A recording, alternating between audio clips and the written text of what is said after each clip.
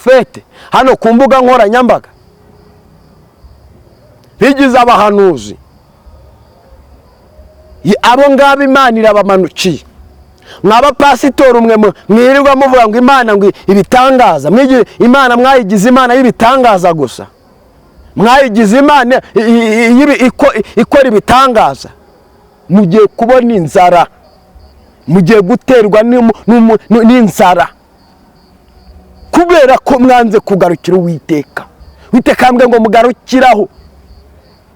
Ntabwo ndi kwifuriza igihugu cyanjye bibi, ntabwo ndi kwifuriza abanyamahanga ibintu bibi, ahubwo icyo nshaka nuko icyo Uwiteka ashaka nuko duhindukirira tukamenya Uwiteka, tukongera tugaca bugufi tukareka ibyaha. Imana ishimwe cyane. Giye gusenga Imana ibiryo bidahari. Haleluya. Amen. Mugiye gusenga Imana ibiryo bidahari kuko mwanze kumvira Imana. Ndabapope ndabashuhindukire Uwiteka arabagirira imbabazi ngo Nineve bambara ibigunira, ngo n'umwami yambara ibigunira, abakomeye nimuze twambara ibigunira mu gihugu cy'u Rwanda, aboroheje nimuze twambara ibigunira, abavuga butumwa twambara ibigunira, abapastor twambara ibigunira, kuko eneta nole bonesta umujinya w'Uwiteka uziye ku bantu banze kugarukira Imana. Mbwira umunyabyaha ko azapfa, ngo kandi nimubwira ngo azapfa niyanga kuva mu byaha amaraso ye sinzayabaza. Imana ivuganye nanjye muri aka kanya ngo nkarabira imbere yanyu kuko mwanze kuva mu byaha. Ariko umuntu wemera akihana akava mu byaha, ukareka ubusambanyi, ukareka ubusinzi, ukareka ubujura. Twongeye kubasuhuza mwebwe abakurikira Amavuna TV. Uyu mwanya tugiye gukora ikiganiro n'umukozi w'Imana ugiye kubabwira ijambo ry'Imana. Reka tumwakire. Ngiye nitwa Ntambwamwe Gratien, ariko kusoma social media ni Mugabo Gratien. Unkeneye rero ku Mavuna TV, ushaka kuvuga ijambo ry'Imana, ushaka gutanga ubuhamya n'ibintu byerekeye ijambo ry'Imana, Amavuna TV rero ni channel itanga ivugabutumwa, igatanga ubuhamya kuri nimero 078444739110. Namwe abakanze subscribe turabashimiye kandi turabasuhuje, abatarayikana namwe ni mukande subscribe kugira ngo ibiganiro byacu bijye bibagiraho uko bwije uko bukeye, mukandi n'akazogera ifi nihagiraho ibiganiro natukase muzajya muhita muyibona. Murakoze cyane. Tugiye kwakira rero umukozi w'Imana uri imbere hano kuri kamera, araza kwivuga izina n'ubundi, noneho turamwakiriye mu izina rya Yesu Kristo. Ni karibu umukozi w'Imana. Amen. Amen. Nitwa Ferdinand Wimaye, abandi umuvuga butumwa bwiza bw'Imana. Imana ibaha umugisha. Ndi umugabo, haba icyambere cyo nuko ndi umukristo, nkunda Imana n'abantu ayikunda. Bivuze ngo abantu badakunda Imana cyo nabakundira no kugira ngo babwirize bahinduke, ariko ubundi nkunda abantu bakunda Imana. Imana ishimwe cyane. Rero dushimiye Imana ko muduhaye umwanya ku Mavuna TV, tukaba tuje kuvuga icyo Imana idutumye. Hari ibyo Imana yantumye kandi ni birebire, ni ibintu bikomeye cyane. Abantu nta kindi njya mbwira abantu nkababwira ngo kubaho Uwiteka nibwo bwenge, kandi kuva mu byaha nibwo kujijuka. Ntabwo uzigera na rimwe ugira ubwenge utubashye Uwiteka, ntabwo uzigera ugira ubwenge utavuye mu byaha. Bivuze ngo iyo ukiri mu byaha uba ukiri nta bwenge uba ugifite, mbese ufite ubujiji bwinshi. Ariko abasirimu ba mbere cyangwa abanyabwenge ba mbere babaho ni abantu bubashye Uwiteka, ni abantu bavuye mu byaha. Ubwo nibwo kujijuka, ni wowe muntu we intellectuel ubaho. Imana ishimwe cyane. Twatangira dusenga Imana kugira ngo Imana itugirire neza cyane. Mana ishobora byose uremye ijuru n'isi, uri Imana ikomeye, uri El Shaddai, ntawera nkawe. Mana ishobora byose, ni wowe vuga bikaba, wategeka bigakomera. Muri aka kanya nejejwe nuko Mwami Imana ari wowe Mana wadutoranyije, ari wowe wadutumye kugira tukuvugire. Abantu bose bakurikira Amavuna TV ni ukuri ndabasengeye Mana nziza, reka Data ukomeze gukora imirimo n'ibitangaza, kandi mu butware mpabwa n'Imana ndasenze ngo Mana koresha abantu, ndashaka kubona igihumbi cyuzura muri iki cyumweru tugiye gutangira. Mu izina rya Yesu Kristo ndagira ngo nzagaruke kuri kamera twujuje igihumbi hano ku Mavuna TV. Mana ishimwe, turi kuvuna abantu ni ukugira ute? Ni ukugira ngo abantu baze kuri Kristo bakizwe, bamenye Imana, babashe kuba mu buzima bunezeza Imana. Nyaguhora ku ngoma rero, reka uyambike igikundiro, reka ari wowe uyikoreraho mu izina rya Yesu Kristo. Urakoze kuri Data twese mwiza. Ndabyibuka nigeze mbwira umuntu umwe, ndamubwira ngo icano yawe barayizinze, icano yawe ifite ibibazo binini. Ndangije ndasenga, cano ye urangije urayizamura. Rero uko wazamuye iriya, ndasenze no ku Mavuna, reka Mwami Imana Nyiringabo ibiganza byawe bihagaragare. Ngaho uganza kandi utegeke, ntaba ninjye uvuga, ahubwo havuga wowe Mana. Uri Imana ikomeye, komeza kunshyigikira Mana, unkoze ikarajyaka ku munwa mu izina rya Yesu Kristo. Amen. Amen. Reka muri aka kanya twinjire mu ijambo ry'Imana riri muri Ezekiel ibice 2 umurongo waho ibice 2, reka duhere mu bice 3 umurongo wa 17. Imana ishimwe cyane, aravuga ngo mwana w'umuntu nakugize umurinzi w'inzu ya Isiraheli, nuko wumva ijambo ryo mu kanwa kanjye, ubumvisha ibyo mbaburira. Nubwira umunyabyaha nti gupfa uzapfa, nawe ntumuburire cyangwa ngo uvugane n'umunyabyaha umwihanangiriza kuva mu nzira ye mbi, ngo ukize ubugingo bwe, uwo munyabyaha azapfira mu byaha bye, ariko ni wowe nzabaza amaraso ye. Ariko nuburira umunyabyaha ntave mu byaha bye cyangwa mu nzira ye mbi, azapfira mu byaha bye, ariko weho uzaba ukijije ubugingo bwawe. Imana ishimwe cyane. Haleluya. Imana iri kuntuma ngo mbwire abantu muri no minsi ngo bave mu byaha. Imana yambwiye ngo mbabwire ngo iyo umuntu avuye mu byaha ntabwo bigira inyungu ku bantu gusa, ahubwo bigira inyungu kuri njyewe no ku Mana. Imana ishimwe cyane. Kandi ari umuntu umwe yavuze ngo iyo umunyabyaha umwe yihanye, mu ijuru haba igitangaza, haba ikirori. Ndagira ngo nkubwire abantu babaye abagome bagera ku rwego batabasha bese gukundana ngo bashire hamwe, ariko Imana irashaka ko twongera tugashira hamwe. Enekitandole bonesta, Imana iri kuvugana nanjye, mbwira umunyabyaha ko azapfa, ngo kandi nimubwira ngo azapfa niyanga kuva mu byaha amaraso ye sinzayabaza. Imana ivuganye nanjye muri aka kanya ngo nkarabira imbere yanyu kuko mwanze kuva mu byaha. Ariko umuntu wemera akihana akava mu byaha, ukareka ubusambanyi, ukareka ubusinzi, ukareka ubujura, ni ukuri Imana izakugirira neza. Amen. Imana ishimwe cyane. Haleluya.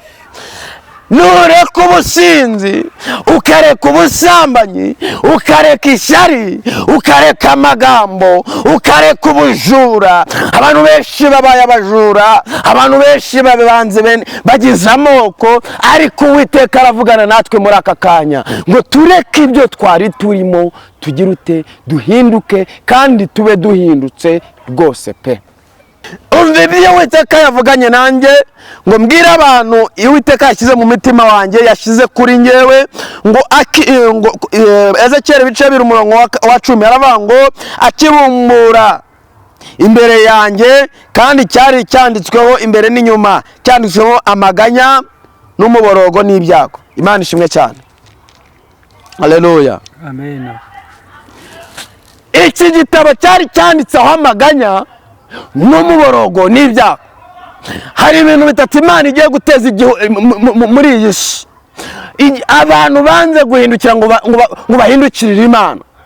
ariko enekitandole bonesta, amaganya, umuborogo n'ibyago, ibyo nibyo bintu bitatu bizi abantu batuye isi. Mugiye kubona inzara itera igihugu cy'u Rwanda, mugiye kubona inzara ziyongera hano ku isi kubera ko abantu bateje akaga iyi si.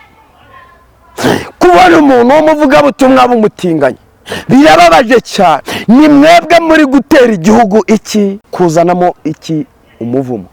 Enetandole bonesta, mu gihugu cy'u Rwanda abakristu twongere twininire ngo nuko Yona arangije ajya kubwira Nineve, arababwira ngo nimwihane, enetango nestalabo, nimwihane muhindukire, Uwiteka arabagirira imbabazi. Ngo Nineve bambara ibigunira, ngo n'umwami yambara ibigunira, abakomeye nimuze twambara ibigunira mu gihugu cy'u Rwanda, aboroheje nimuze twambara ibigunira, abavuga butumwa twambara ibigunira, abapasitori twambara ibigunira, kuko enetandole bonesta, umujinya w'Uwiteka uziye ku bantu banze kugarukira Imana.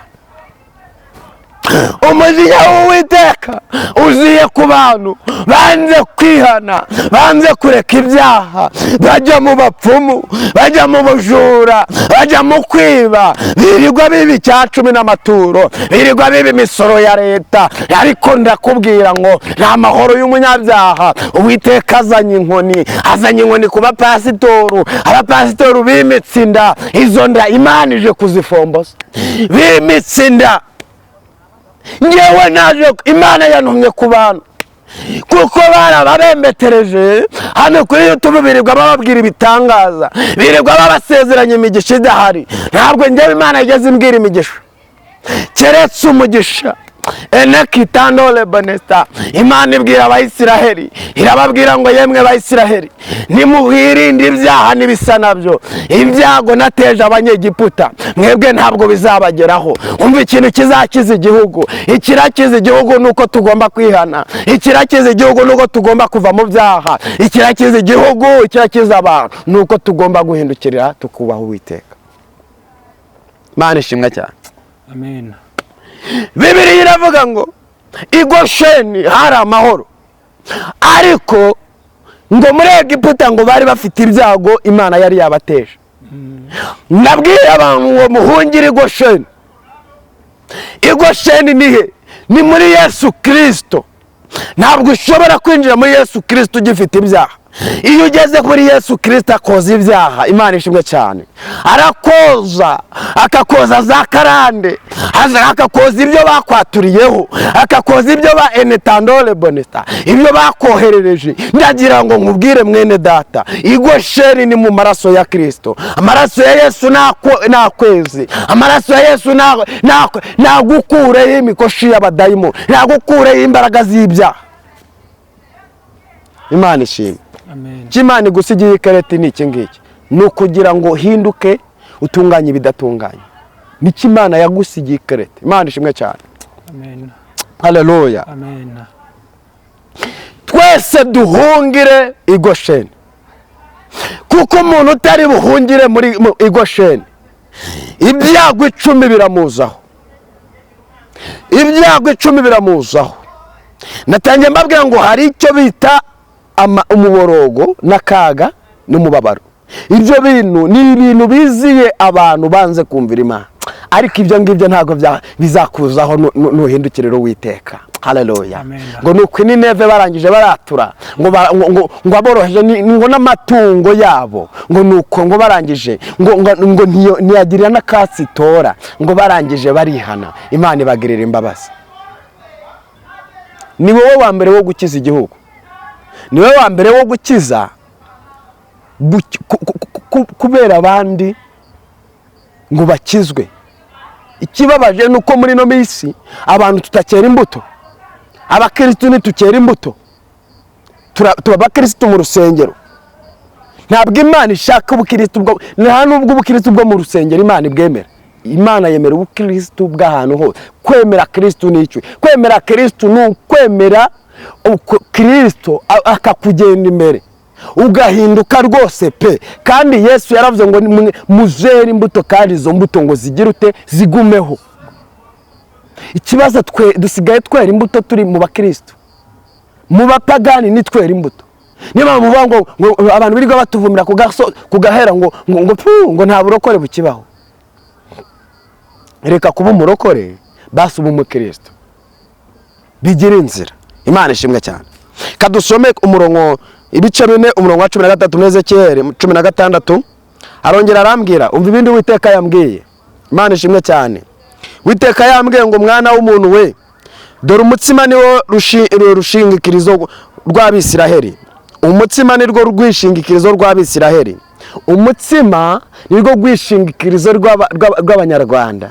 Ibiryo nibyo byishingikirizo. Muri kwitwaza imbere y'Imana ngo ibiryo. Imana yabahaye ibiryo, ariko imaze kubaha ibiryo mwanze gukorera Imana, mwanze kuyigarukira muri ibisambo cyo hanze. Mwabantu mwe muri mu gihugu cy'Amerika, mu gihugu Enetandole Boneta, hano muri mu Bufaransa, iby'Imana yabatumiyeho ntabwo ari ukujya mu gahaga, ntabwo ari ukujya ngo mwuzuze ibifu byanyu. Nuko Imana ishaka ko icyo ubonye ugomba gufasha abakene.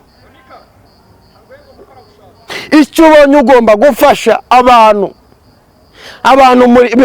babaye ibisambo, batewe no mu mwuka wo kwiyemera no kwishyira hejuru. Ngo nuko rero Imana ishimwe, arongera arambwira ati umwana w'umuntu dore umutsima nirwo rwishingikirizo. Ibyo biryo mwishingikirizo, ibyo byishingikirizo by'Abanyarwanda ngiye kurukuraho. Imana ishimwe. Amen. Imana igiye guteza inzara kuko mwishingikiriza ibiryo cyane inshuro nyinshi. Mwanze kwiyiriza ubusa, mwanze gusenga Imana mufite ibiryo. Mugiye gusenga Imana ibiryo bidahari. Haleluya. Amen. Mugiye gusenga Imana ibiryo bidahari kuko mwanze kumvira Imana. Ndabapope, ndabashuhuje. Umva uko Uwiteka yantumye. Bazarya ibyo kurya bagerewe, bahagaritse umutima. Umva uko Uwiteka yantumye.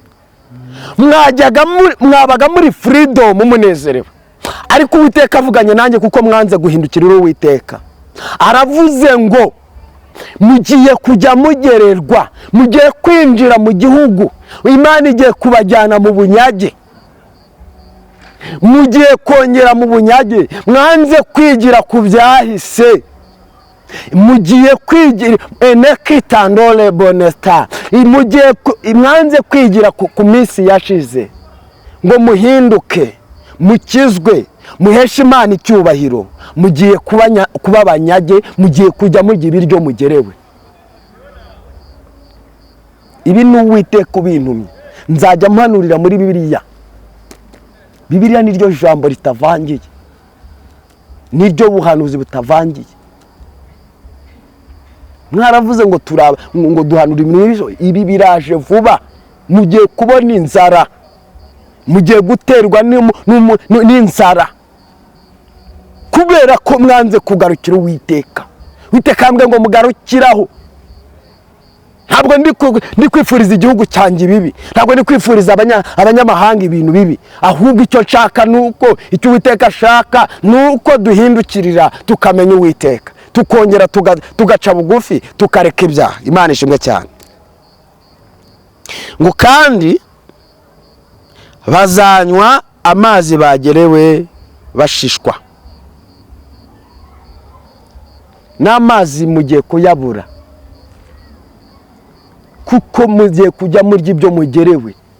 Wa mubyeyi ugiye kujya ibyo ugerewe, wanze gusenga Imana bigishoboka, ugiye kujya ibyo ugerewe.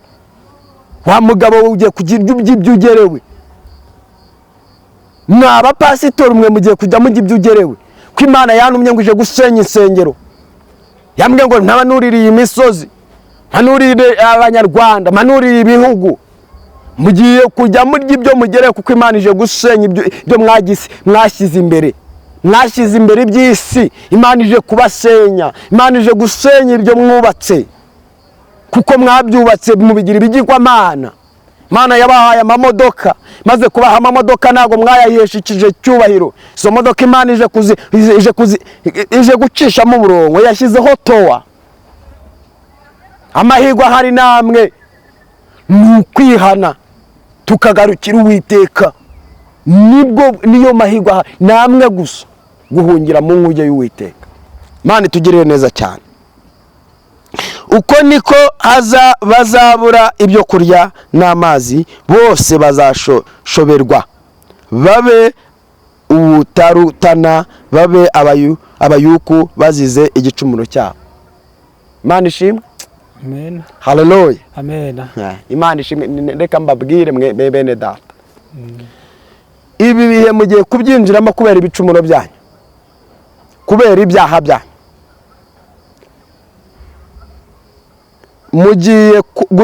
Mugiye kubona ibihe bikomeye, ibihe bigiye kugora ababyeyi, ibihe bigiye kugora abagabo, ibihe bigiye kugora abana, ibihe bigiye kugora abapasitoru, ibihe bigiye kugora abavugabutumwa, bano bigize abaprofete hano ku mbuga nkoranyambaga,